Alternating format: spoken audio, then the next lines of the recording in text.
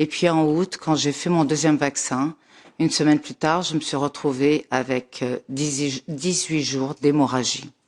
Quand je veux dire hémorragie, je me suis vidée de mon sang. C'était affligeant. J'ai vu des caillots, des choses sortir de mon corps, à me demander si mon corps se décomposait. Je suis désolée, messieurs, c'est quelque chose de très intime, très difficile pour moi de vous en parler, mais ça a été horrible. Je n'ai jamais eu de soucis de santé. J'ai un enfant de 14 ans qui se porte très très bien. Mais j'ai dû mener cette bataille toute seule jusqu'à découvrir qu'en fait, mon médecin m'a répondu que c'était un effet normal, une réaction normale post-Pfizer. Puis j'ai été voir mon gynécologue qui lui aussi m'a dit que c'était un effet normal. Et ils m'ont donné des médicaments pour arrêter le saignement du jour au lendemain et en fait ça a mis 5 jours avant de faire son effet. Entre-temps j'ai eu perte de mémoire, je n'arrivais plus à articuler. Mon corps, j'avais des courbatures sur tous les avant-bras et des tremblements et des faiblesses sur les jambes. Je ne pouvais pas rester debout, je ne pouvais pas sortir de mon domicile, je ne pouvais pas m'habiller, que j'étais aussitôt tachée.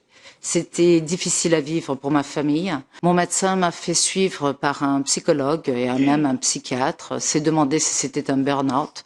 Or, je ne vois pas le rapport entre un burn-out et 18 jours d'hémorragie, mais bon, je ne suis pas médecin. Où j'étais licenciée, où je faisais le vaccin. Donc, par conscience sociétale, je l'ai fait. Comme bonne citoyenne, j'ai fait ce que m'a dit mon patron. J'ai fait ce que Monsieur le Président de la République nous a conseillé. Néanmoins, il a empathie sur mon corps, sur mon physique et mon mental. Il empathie sur mes finances. Et aujourd'hui, j'ai de grosses difficultés financières. J'ai repris à peine en avril. Autour de moi, beaucoup de collègues ne veulent pas dénoncer ce qui leur arrive. Elles ont des troubles gravissimes, n'ont plus leurs règles depuis plus de 9 mois, ont dû se faire enlever l'utérus parce qu'elles avaient des douleurs insurmontables que j'ai eues aussi. C'était plus douloureux que mon accouchement. Donc, quelque part, j'ai envie de vous dire que la vérité, vous avez qu'un minima des chiffres. Vous n'avez pas toute la vérité.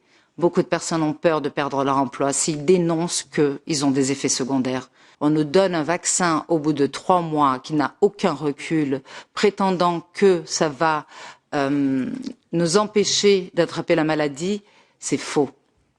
Quand le président de la République nous a demandé de faire du rapatriement sanitaire, on nous a donné ni masque ni gants. Donc j'étais en front line, confrontée à la maladie, sans aucune protection. Vous avez dû tous prendre un avion, vous savez que nous sommes à 30 cm du passager. Nous ne sommes pas à 1 mètre d'écart. Donc, quoi qu'il en soit, nous n'avons aucune protection, que ce soit avec le vaccin ou sans le vaccin. Mais par contre, nous avons des effets secondaires qui peuvent être dramatiques.